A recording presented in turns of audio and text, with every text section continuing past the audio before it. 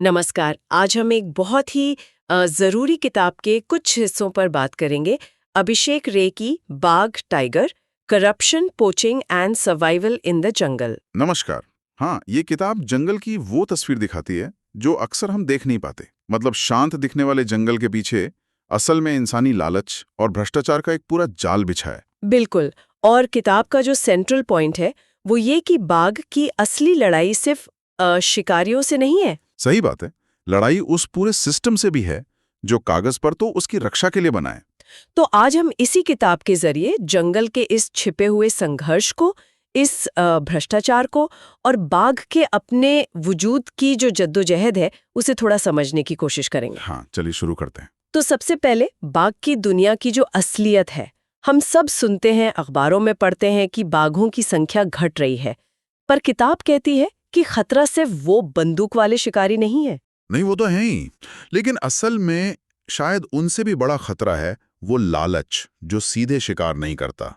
जैसे लकड़ी के लिए जंगल काटना, जमीन हथियाना, माइनिंग करना, ये सब बाघ का घर छीन रहा है धीरे धीरे। मतलब उसका इकोसिस्टम ही तबाह हो रहा है। बिल्कुल। लेखक कहते हैं कि जंगल की शांति के पीछे अक्सर खून खराबे और टकराव की कहानियां छिपी होती हैं। ये एक छिपा हुआ संघर्ष है। और ये टकराव सिर्फ बाहरी ताकतों से नहीं है ना। किताब कंजर्वेशन प्रोग्राम्स पर भी सवाल उठाती है। मतलब बाहर से तो सब ठीक लगता है, योजनाएं हैं, पैसा आ रहा है। हाँ, बाहर से तो लगता है कि बहुत काम हो रहा है, लेकिन किताब बताती है कि अंदर की कहानी थोड़ी अलग है। असल में कई संरक्षण परियोजनाएं वो अंदरूनी राजनीति और भ्रष्टाचार का शिकार हो जाती हैं। भ्रष्टाचार हम्म। मतलब बाघों को बचाने के नाम पर जो पैसा आता है। हाँ, वो पैसा कई बार वो या तो गलत हाथों में चला जाता है या फिर उसका इस्तेमाल ऐसे होता है कि बाघ को असल में कोई फायदा ही नहीं पहुंचता, गड़बड़ होती है। और इससे भी ज्यादा जो चौंकाने वाली बात किताब में है वो ये कि कई बार रखवाले ही, मतलब जो अधिकारी हैं, वो ही शिकारियों से मिल जाते हैं। जी, यही सबसे चिंताजनक पहलू है। कुछ जगहों पर स्थानीय अधिकारी या कर्मचारी खुद शिकार माफिया के साथ मिले होते हैं। ये तो बहुत ही खतरनाक बात है। मतलब जिस सिस्टम को बचाना है वही मारने में मदद कर रहा है, एक तरह से पैसा बचाने के लिए आ रहा है, और वो पैसा ही बाघ की मौत का कारण बन जाता है। इसी वजह से शायद ये शिकार माफिया इतने बेखौफ होके काम कर पाता है। बिल्कुल। ये कोई छोटे मोटे शिकारी नहीं है। किताब के हिसाब से ये एक बड़ा ऑर्गेनाइज्ड नेटवर्क है।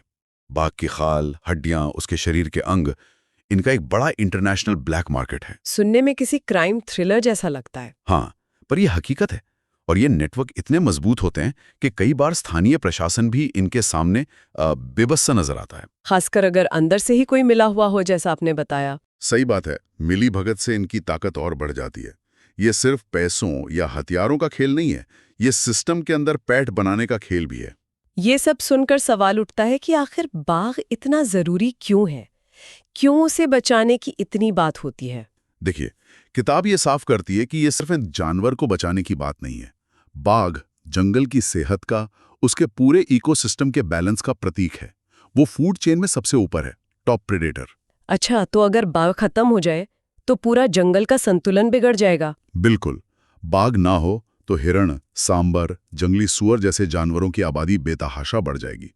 वो फिर ज्यादा घास और पेड़ पौधे खाएंगे, जिससे जंगल खत्म होने लगेंगे। हाँ, जंगल खत्म होंगे, घास के मैदान तबाह होंगे। इसका असर पानी के स्रोतों पर पड़ेगा, मिट्टी पर पड़ेगा, और ये असर घूम फिरकर हम इंसानों तक भी पहुंचेगा।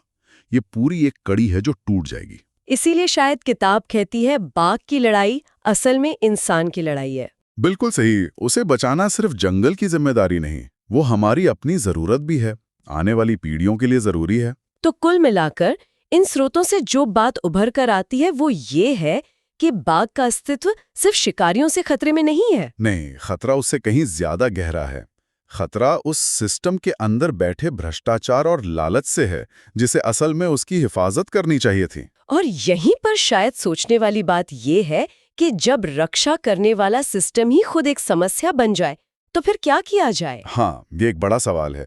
क्या हम कहीं व्यक्तिगत स्तर पर या सामूहिक स्तर पर अपनी किसी जिम्मेदारी को नजरअंदाज तो नहीं कर रहे हैं? ये विचार करने का मुद्दा है।